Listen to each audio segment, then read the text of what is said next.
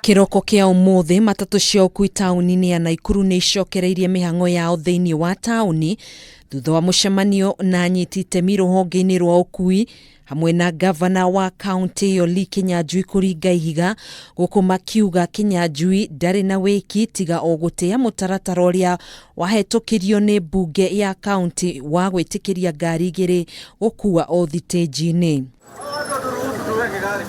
Ikoretwo ari ngucanio ya mieri 3 kuma matatu cia ukuui tauni-ini ya Nakuru kweherio thitinji-ini icio thutha wa gututhuka gwa king'uki kia murimu wa COVID-19 undu uria uracungagiriria ngucanio na ngui gatagati ka ene matatu na thirikari ya kaunti iyo. Sisi tunasema hii si siasa, hii ni maisha ya watu unacheza nayo. Matongoretio ni muikariri giti ruhonge-ini rwa ukuui mwena uyu Stephen Muli akuui aya ni moritie gavana Kinyanjui gutia watho wa bunge ya kaunti iyo iria yahetokirie ngari igiri cia ukuui riu nicio ciritikagirio gukuira o thitinji-ini tauni-ini iyo. Tumerudi kwa kasi yetu na hatutaki kusumbuliwa. Polisi ni sisi tunawalipa, wanafaa kutuchunga, hawafai kutupiga. Undu uyu ukite thutha wa anyiti itemi kwaga kuiguithaniria na gavana Kinyanjui kuria augite gutiri matatu igukorwo igitikirio kuingira kana gukuira tauni iyo nginyanagia riria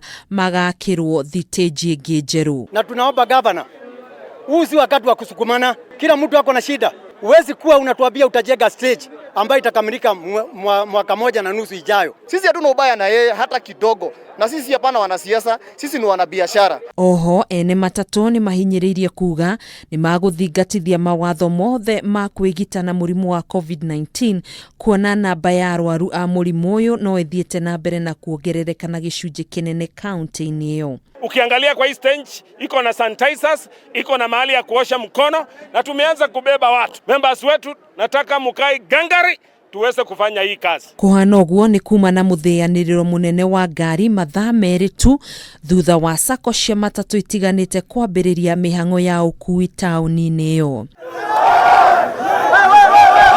Handu-ini ha Kameme TV njitagwo Gathoni Wang'ani. Asante baba yetu kuanzia siku ya leo.